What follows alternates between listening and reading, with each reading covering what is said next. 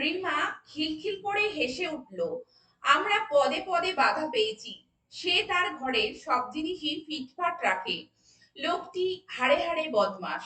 এই সেন্টেন্সগুলি কত সহজে আমরা একে অপরকে ইংলিশে বলতে পারি তা আজকের ক্লাসের মাধ্যমে আমরা দেখে নেব।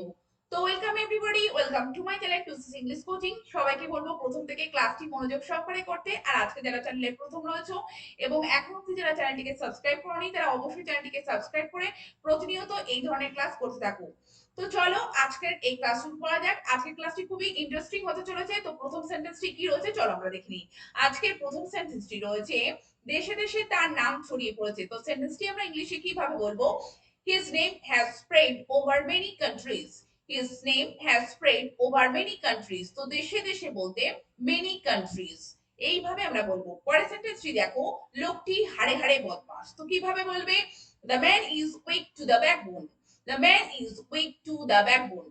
তো হাড়ে হাড়ে বদমাস বলতে টু দা ব্যাকবোন, অর্থাৎ হাড়ে হাড়ে বলতে to the backbone.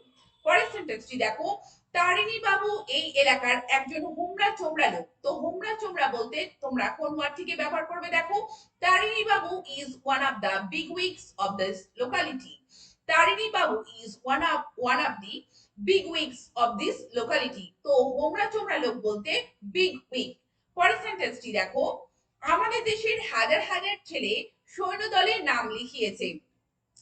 Thousands of boys of our country have enlisted themselves as soldiers.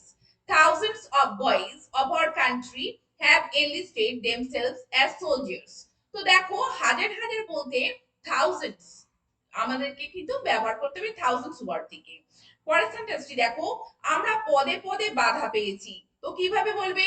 We met with obstacles at every step. We met with obstacles at every step, বা আমরা এইভাবে বলতে পারি we encountered obstacles at every step. তো দেখো, পদে পদে বলতে at every step। পরের সেন্টেন্সটি দেখো, সে তার ঘরে সব জিনিসই ফিটফাট রাখে। তো সেন্টেন্সটিকে কিভাবে বলবে? she keeps everything safe safe in her room. She keeps everything safe safe in her room, বা এইভাবে বলতে পারো she keeps everything tidy in her room। তো সেন্টেন্সটি সিম্পল প্রেজেন্ট টেন্সে রয়েছে, তোমরা বুঝতেই পারছো। পরের সেন্টেন্সটি দেখো, ঢং ঢং করে স্কুলের ঘন্টা বেজে উঠলো। সেন্টেন্সটিকে ইংলিশে কিভাবে বলবে? the school bell went with a deep boom. The school bell went with a deep boom.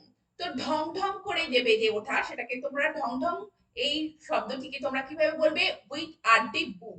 তো এখানে বেজে ওঠাকে ওয়েন্ট এর পরিবর্তে তোমরা র‍্যাংও বলতে পারো। পরের সেন্টেন্সটি দেখো, রাতারাতি তারা কাজ শেষ করেছিল। কিভাবে বলবে ইংলিশে? they finished the work in the course of the night. They finished the work in the course of the night. তো রাতারাতি বলতে in the course of the night। পরের সেন্টেন্সটি দেখো, সে যন্ত্রণায় কাতরাচ্ছিল। he was groaning in pain. He was groaning in pain। তো কাতরাচ্ছিল বলতে groaning। তো groan মানে কাতরানো। পরের সেন্টেন্সটি দেখো, তার চোখ ছলছল করে উঠল। তো ছলছল বলতে আমরা কোন ওয়ার্ডটিকে ব্যবহার করব? her eyes glistened with tears। R eyes glistened with tears। তো ছলছল বলতে glisten। পরের সেন্টেন্সটিকে দেখো, রিমা খিলখিল করে হেসে উঠলো। তো খিলখিল করে হেসে উঠেছিল। সেন্টেন্সটিকে কিভাবে বলবে ইংলিশে? Rima burst into giggle। Rima burst into giggle। তো খিলখিল করে হেসে ওঠা বলতে আমরা গিগল ওয়ার্ডটিকে ব্যবহার করব। পরের সেন্টেন্সটি দেখো, পাতার উপর শিশির বিন্দু ঝলমল করছে। তো ঝলমল বলতে আমরা কোন ওয়ার্ডটিকে ব্যবহার করব? the dew drops are glistening on the leaf। the dew drops are glistening on the leaf। তো ঝলমল বলতেও কিন্তু আমরা গ্লিসনিং শব্দটি ব্যবহার করতে পারি। তো তোমরা দেখলে কত সহজে আমরা ডে টু ডে লাইফের এই সেন্টেন্সগুলি আমরা একে অপরকে ইংলিশে বলতে পারি। তো এই রকম ধরনের সেন্টেন্সগুলি তোমরা অবশ্যই প্র্যাকটিস করো একে অপরকে বলে। আর এই ক্লাসগুলি ভালো লেগে থাকলে অবশ্যই প্রতিনিয়ত করতে থাকো আর চ্যানেলটিকে সাবস্ক্রাইব করে রেখো। Thank you very much. Thank you for watching this video.